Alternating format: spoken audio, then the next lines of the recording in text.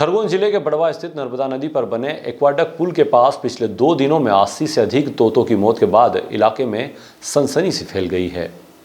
80 से अधिक तोतों की मौत के बाद शव के पोस्टमार्टम के बाद पशु चिकित्सकों ने स्पष्ट किया है कि इनकी मौत बर्ड फ्लू से नहीं बल्कि फूड पॉइजनिंग, विषाक्त भोजन और गलत खानपान के कारण हुई है। पिछले 48 घंटों में पुल के पास करीब 80 तोते मृत मिले हैं, जो बेहद चिंताजनक है। रेस्क्यू के दौरान कुछ जिंदा तोते भी मिले थे, लेकिन फूड पॉइजनिंग का असर इतना गहरा था कि कुछ ही देर में उन्होंने भी दम तोड़ दिया। बड़वा में पदस्थ पशु चिकित्सक डॉक्टर मनीषा चौहान ने बताया कि पोस्टमार्टम के दौरान मृत तोतों में फूड पॉइजनिंग के स्पष्ट लक्षण मिले हैं। उन्होंने कहा कि कई बार लोग पक्षियों को खाने में ऐसी चीज़ें डाल देते हैं जो उनके पाचन तंत्र के लिए उपयुक्त नहीं होती। इसके अलावा पक्षी अक्सर खेतों में कीटनाशक छिड़काव के बाद वहां से दाना चुग लेते हैं, जो जानलेवा साबित होता है। पोस्टमार्टम के दौरान तोतों के पेट में चावल और छोटे पत्थरों, कंकड़ के अंश मिले हैं, जिससे प्रथम दृष्टया यह मामला पूरी तरह से खाने में गड़बड़ी का है। इनमें बर्ड फ्लू जैसे कोई भी लक्षण नहीं पाए गए हैं। Wild life activist Tony Sharma ने आशंका जताई है कि पुल पर आने वाले लोगों द्वारा अनजाने में डाला गया गलत भोजन इसका कारण बना है। इस दुखद घटना के बाद स्थानीय पक्षी प्रेमियों ने आम जनता से अपील की है कि पक्षियों की सेवा भाव से दाना जरूर डालें, लेकिन उन्हें केवल अन्न के कच्चे दाने जैसे ज्वार, बाजरा, गेहूं ही दे। पका हुआ खाद्य पदार्थ, मसालेदार भोजन या बचा हुआ खाना पक्षियों को न डालें, क्योंकि यह उनके लिए जहर के समान हो सकता है।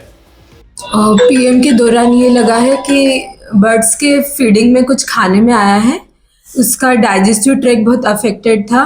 इंटेस्टाइन वगैरह दोनों intestine, large intestine, small intestine, और मेनली मुझे दोनों में कंजेशन बहुत ज़्यादा अफेक्टेड देखने को मिला, रेडनेस और कंजेशन।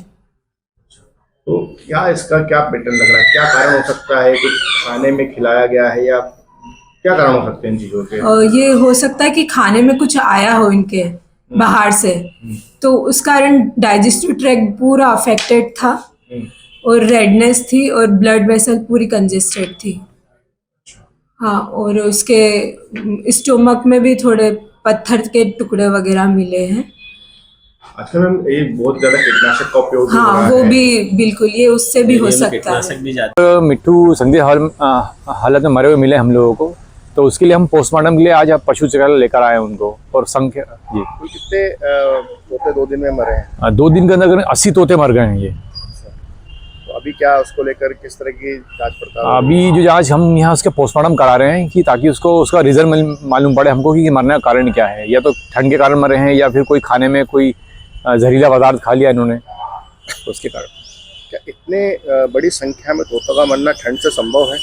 नहीं, ऐसा तो लगता नहीं है इतना, तो क्योंकि पेरियड तो ठंड वंड सब कवर कर लेते हैं। जो जिसकी इम्यूनिटी कम होती है वहीं पर दिक्कत आती है, लेकिन इतनी संख्या में मरना मतलब कोई खाने का ही कारण है या कोई पॉइजनिंग वाला चावल वावल या किसी ने फूड पॉइजनिंग का कारण ही हो सकता है कुछ। इसके पहले भी क्या इस तरह की कोई वारदात हुई है? इस तरह इतनी संख्या में तो नहीं हुई थी, पर साल भर पहले कुछ 25-30 तोते मिले थे हमको उसी जगह पे, पर हमने इतना ध्यान नहीं दिया। लेकिन इस बार संख्या बहुत ज़्यादा है उनकी। ये क्या एक चिंता का विषय है? जी हाँ, बिल्कुल चिंता का विषय है ये। Bureau report, DJNA news, Khargone.